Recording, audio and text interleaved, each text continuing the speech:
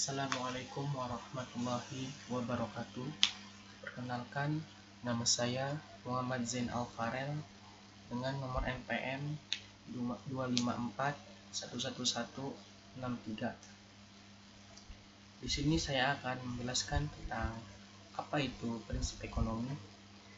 Prinsip ekonomi adalah pedoman untuk membuat keputusan rasional di tengah keterbatasan sumber daya.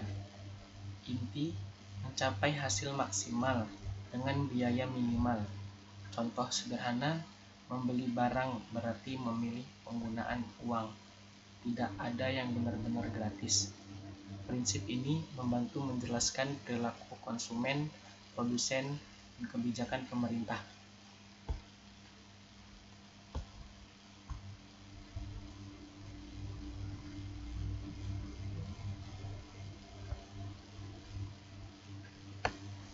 Ciri-ciri prinsip ekonomi: bersikap rasional dalam menentukan pengeluaran sesuai kebutuhan, menerapkan prinsip hemat untuk menghindari pemborosan, memakai skala prioritas, kebutuhan primer didahulukan, menghitung perbandingan antara pengeluaran dan keuntungan.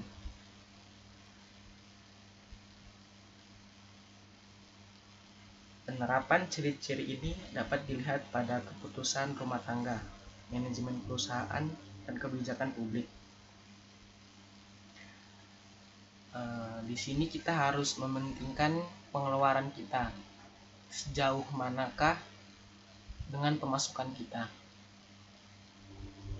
Kalau bisa, pemasukan antara pengeluaran itu, pemasukan itu lebih besar atau keuntungan lebih besar daripada pengeluaran kita dalam mencari modal.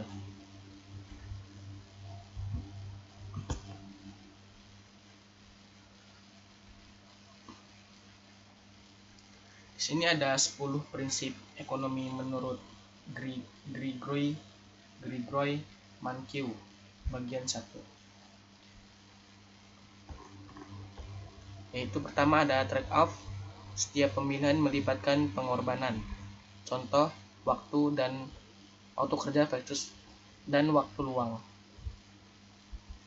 Yang kedua ada opportunity cost, biaya dari apa yang dikorbankan untuk pilihan tersebut, atau kunci analisis. Yang ketiga ada marginal thinking, keputusan dibuat berdasarkan manfaat dan biaya tambahan. Yang keempat, perilaku, respon terhadap insentif, perilaku perubahan ketika insentif ekonomi berubah. Alat pentingnya adalah kebijakan. Di sini ada yang pertama, menurut saya setiap pilihan melibatkan pengorbanan. Contoh waktu kerja dan waktu luang. Kita harus paham saat menggunakan waktu atau manajemen waktu di saat waktu kerja dan waktu luang. Saat kita waktu kerja ya kita harus bekerja, dan saat waktu luang kita beristirahat supaya badan kita tetap sehat untuk kemudian melanjutkan waktu kerja. Yang kedua, di sini ada biaya dari apa yang dikorbankan untuk pilihan tersebut.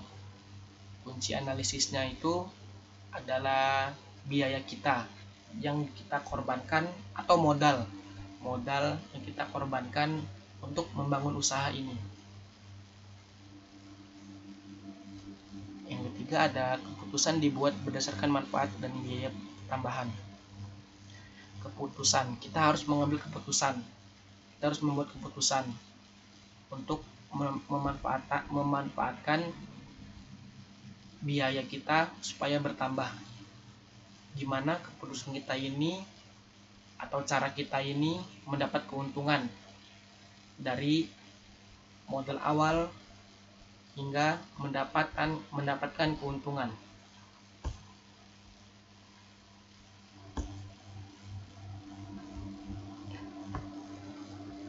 Yang pertama,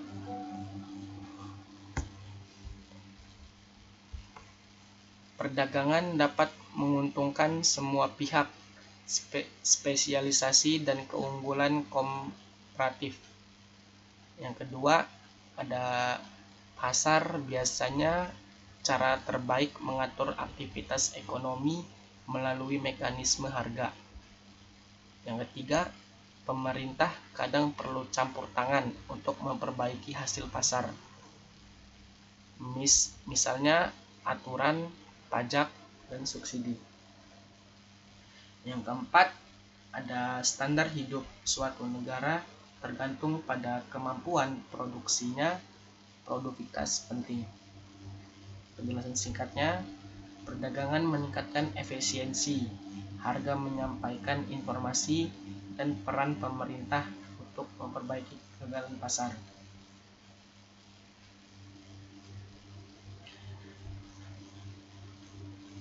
Seperti ya seumpamanya itu dari materi ini, ya kita harus mengefisienkan perdagangan atau kita ini harus meningkatkan perdagangan. Apakah usaha atau dagangan yang kita jual ini bisa meningkat untuk kedepannya atau tidak. Harga menyampaikan informasi. Soal harga atau kita kan mencari keuntungan, itu tidak boleh terlalu tinggi ataupun terlalu rendah. Karena kalau terlalu tinggi bisa tidak terjualnya dagangan yang kita jual, dan terlalu rendah bisa menyebabkan keuntungan di kitanya tidak ada. Dan peran pemerintah untuk memperbaiki kegagalan pasar. Seperti ya itu, kita harus membayar pajak terhadap pemerintah supaya usaha yang kita punya ini berjalan dengan lancar.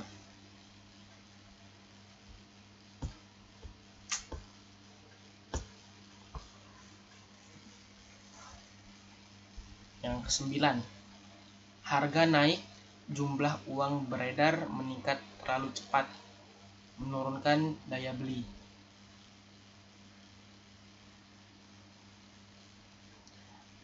Contohnya seumpama kita modal awal itu 10.000. Karena barang sekarang harganya naik, bisa menurunkan daya beli terhadap masyarakat. Jadi kita harus mengatur keuangan modal awal kita supaya gimana caranya, ataupun kita mencari barang-barang yang diskon supaya kita membeli banyak dan barang yang kita olah itu bisa hasilnya sama seperti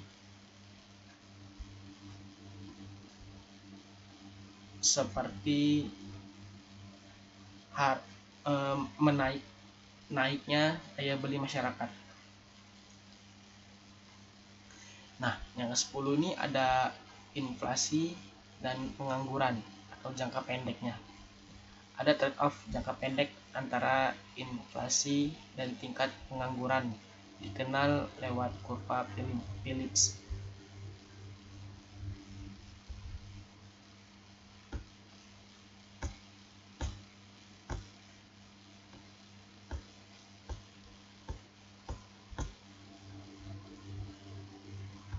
Contoh dari trade-off dalam kehidupan sehari-hari.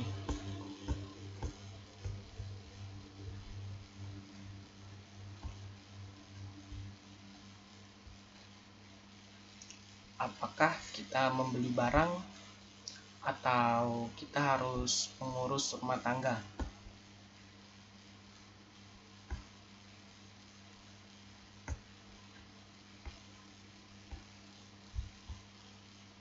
Gun control dan gun right.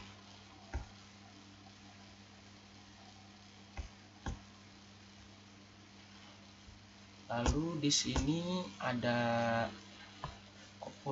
opportunity cost atau biaya kesempatan.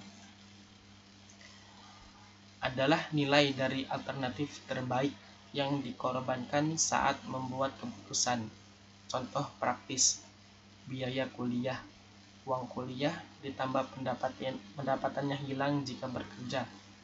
Contoh individu. Kobe Bryant memilih langsung ke NBA, mengorbankan pengalaman kuliah namun mendapatkan pendapatan dan peluang karir.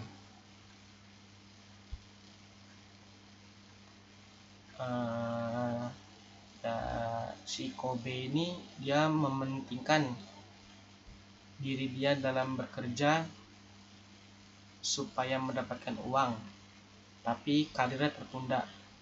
Namun di sisi lain juga biasanya ada yang namanya kuliah sambil kerja supaya dia menutupi uang kuliah dia dengan bekerja. Itu menurut saya sangat bagus karena dia tidak berharap dengan duit yang dari orang tuanya. Dia lebih baik menjemput rezekinya sendiri.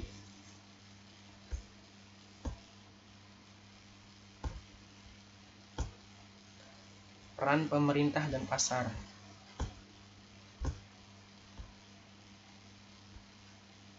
Pajak polusi, internalisasi biaya eksternal, pasar melalui harga, alokasikan sumber daya efisien, inovasi dan produktivitas, insentif bagi produsen, kegagalan pasar, eksternalitas dan monopoli, intervensi pemerintah, koreksi kegagalan pasar, subsidi pendidikan, mendorong akses dan investasi.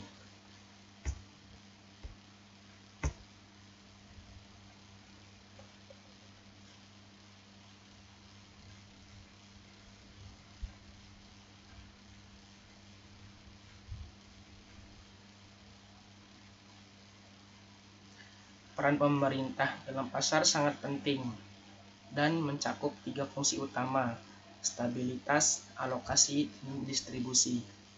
Peran ini bertujuan untuk mengatasi kegagalan pasar, menciptakan regulasi, dan mendukung pertumbuhan ekonomi serta kesejahteraan masyarakat.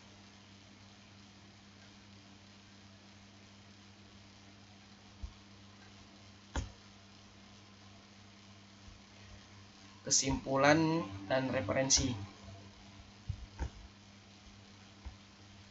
Kesimpulannya adalah prinsip ekonomi menyediakan kerangka untuk membuat keputusan rasional di tengah keterbatasan. Pahami trade-off, opportunity cost, insentif, dan peran pasar serta pemerintah untuk penerapan praktis pada individu, bisnis, dan kebijakan publik.